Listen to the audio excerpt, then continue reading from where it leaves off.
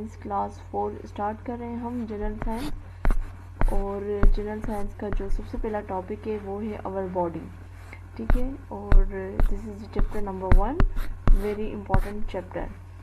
तो सबसे पहले इसमें मैं हाईलाइट कर देती हूँ, बहुत ही सिंपल चीज़ें हैं। तो जैसे हमारी जो बॉडी है वो बनी हुई है डिफरेंट पार्ट से, और वो सारे जो डिफरेंट पार्ट्स हैं वो आपस में मिलकर काम करते हैं, और इसी तरीके से फिर हम जिंदा रहते हैं। हम उसी तरीके से हम अपनी डेली रूटीन के काम करते हैं, हम हेल्दी रहते हैं। जैसे हम हर एक पार्ट का अपना फंक्शन है, ठीक है। अब अल्लाह ने हर एक को अपना अपना एक फंक्शन दिया हुआ है बॉडी पार्ट को, और उसी तरीके से और ये सारे मिलके एक पूरी बॉडी को काम करने में हेल्प करते हैं, ठीक है। तो मेजर बॉडी पार्ट्स कौन से हैं?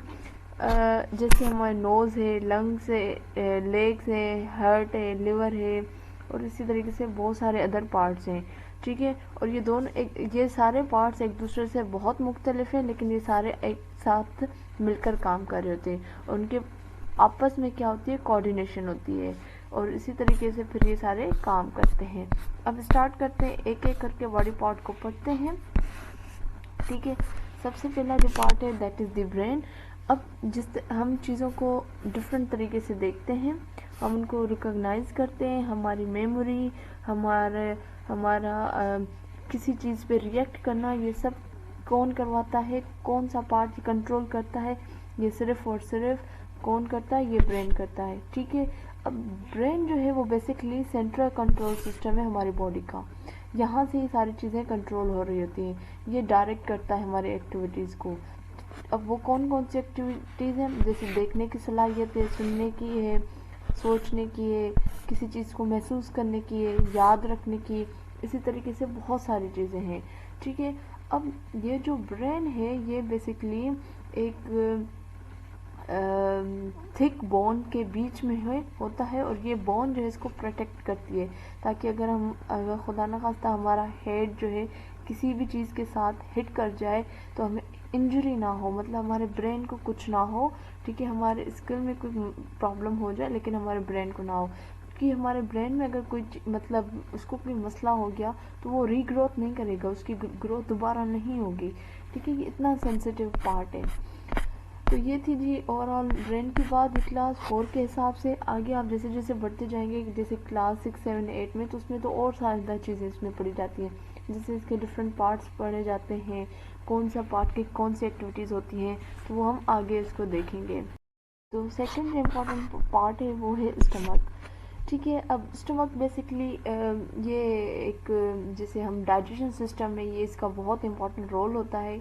हमारे डाइजेशन सिस्टम माउथ से स्टार्ट होती है, फिर स्टमक की तरफ आती है, तो ये बहुत इम्पोर्टेंट ऑर्गन है। और इसमें हम जो भी खाते हैं, जो पीते हैं, चाहे वो खट्टा हो, मीठा हो, जो भी टेस्ट उसका हो, ये सब कहाँ जाता है, ये जी सब सारा स्टमक में जाता है। स्टमक का जो शेप है वो जे शेप्ड होता है, वो बेग की तरह होता है, उसमें हमारा जो जितना भी फूड है वो सारा वहाँ पे स्टोर होता है। अब स्टमक जो है उसके ये 3 किस्म के फंक्शंस परफॉर्म करता है। एक तो इसका फंक्शन ये है कि ये फूड को स्टोर करता है, ठीक है। दूसरा इसका फंक्शन ये है कि ये जो है जितने भी जो हमारे फूड है या जो जितने भी हमारे कॉम्प्लेक्स सब्सटेंस हैं उनको ब्रेक डाउन करके उनको कन्वर्ट करता है लिक्विड फॉर्म में, और उनको सिंपल फॉर्म में कन्वर्ट कर देता है। और तीसरा जिसका ये है कि फिर ये पास करता है, जो लिक्विड मिक्सचर बन जाता है उसको पास करता है आगे बॉडी पार्ट्स की तरफ, फिर वहाँ से जैसे इंटेस्टाइन है, स्मॉल इंटेस्टाइन, लार्ज इंटेस्टाइन, फिर वो आगे जो भी न्यूट्रिएंट्स है वो एब्जॉर्ब होते जाते हैं, ठीक है। और जब आपको कभी कभी ऐसा होता है कि आपको ज़्यादा भूख लग रही होती है, तो होता क्या है, बेसिकली जो स्टमक होता है वो एक्सपेंड कर देता है अपनी स्टोर कैपेसिटी को, तो इस वजह से फिर हम ज़्यादा खा लेते हैं। लेकिन ओवर ईटिंग करना या ज़्यादा स्पाइसी फूड खाना वो हमारे लिए क्या है, ओबेसिटी एंड अल्सर पैदा कर सकता है। ओबेसिटी मीन्स मोटापा वगैरह, और अल्सर जो जिसमें हमें हमारा स्टमक जलता है, मतलब जलन होती है स्पाइसी खानों की वजह से, ठीक है। उसके बाद आ जाते हैं जी टीथ। टीथ के मतलब दो सेट होते हैं ना, एक होते हैं प्राइमरी टीथ होते हैं और एक होते हैं परमानेंट टीथ।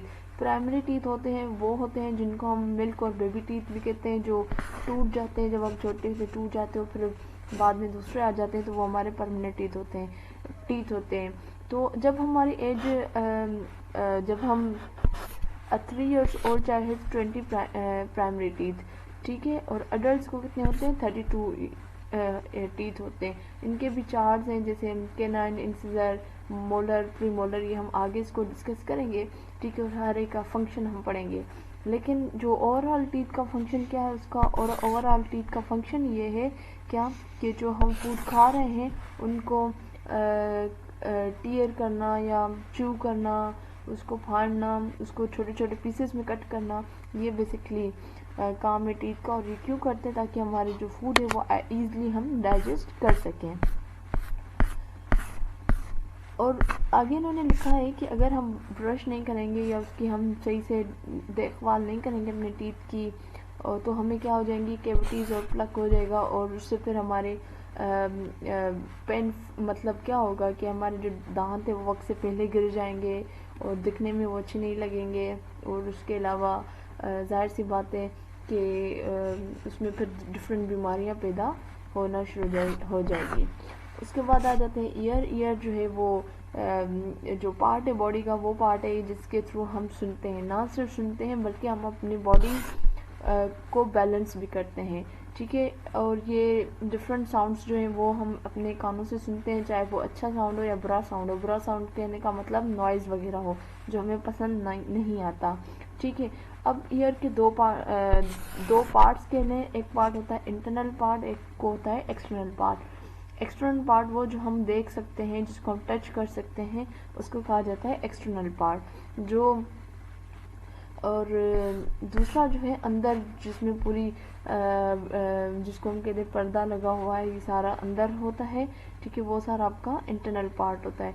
और कुछ लोग जो है वो उनमें कैपेबिलिटी नहीं होती प्रॉपरली सुनने वगैरह की, तो फिर वो हेयरिंग एड्स वगैरह यूज़ करते हैं ताकि वो प्रॉपरली सुन सकें। उसके बाद हम आ जाते हैं नोज़ की। अच्छा, अब नोज़ से क्या है, ये भी एक इम्पॉर्टेंट बॉडी पार्ट है हम, और ये हमारे फेस पे होता है।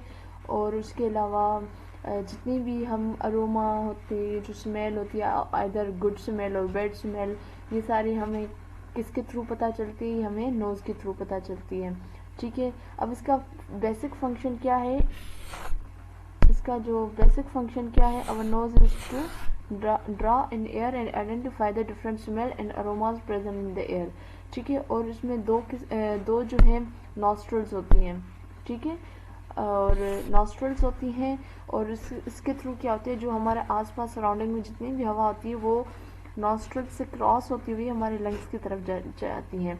अब हमारे जो नॉस्ट्रल्स होती है ना, उनमें यहाँ पे नहीं लिखा, चलो, जो हमारे नॉस्ट्रल्स में हेयर्स होते हैं बहुत छोटे छोटे, उनका काम क्या होता है, फिल्टर करना, किसको, हवा को।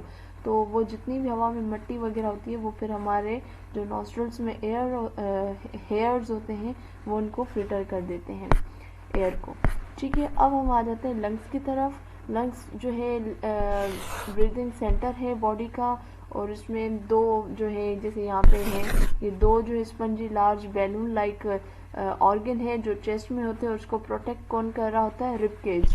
रिब केज बेसिकली बोन का एक केज बना होता है, तो इसके अंदर जो है ये लंग्स होते हैं, और इनका काम क्या, प्रोटेक्ट करना। जैसे ब्रेन को स्कल कर रहा था तो लंग्स को रिब केज करता है, ताकि अगर हम खुदा न खास्ता गिरें तो हमारे लंग्स को कुछ ना हो।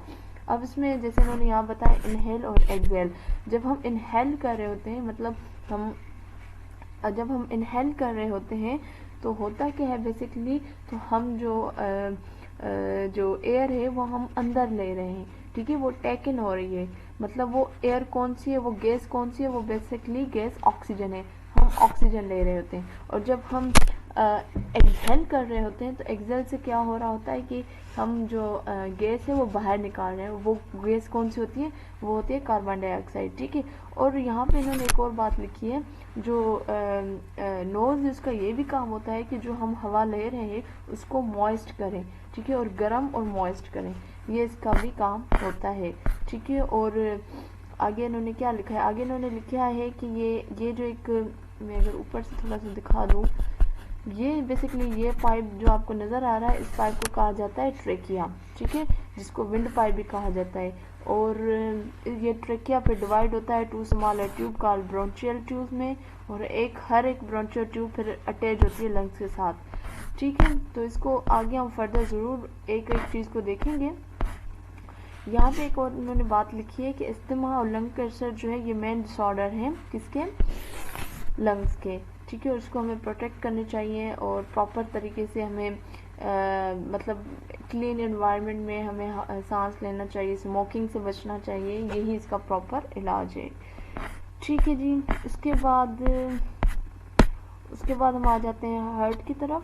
हार्ट जो है वो पंपिंग स्टेशन है ब्लड का, और ये बहुत इंपॉर्टेंट ऑर्गन है।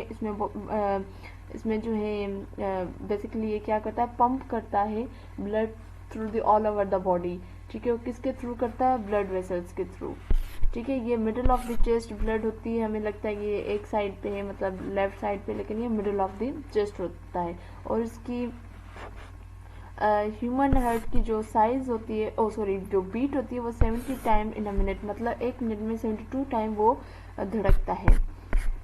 तो आज के लिए इतना काफ़ी है, इंशाल्लाह नेक्स्ट में इसको कंटिन्यू करेंगे। और अगर आप मेरे चैनल पे नए हैं तो काइंडली सब्सक्राइब कर लें, बिकॉज आप देख रहे हो तो इज़ अ रिवॉर्ड। आप चैनल को सब्सक्राइब कर लो, बेल आइकन को क्लिक करो और कमेंट ज़रूर करो और दोस्तों के साथ शेयर करो। तो नेक्स्ट वीडियो तक अल्लाह हाफ़िज़।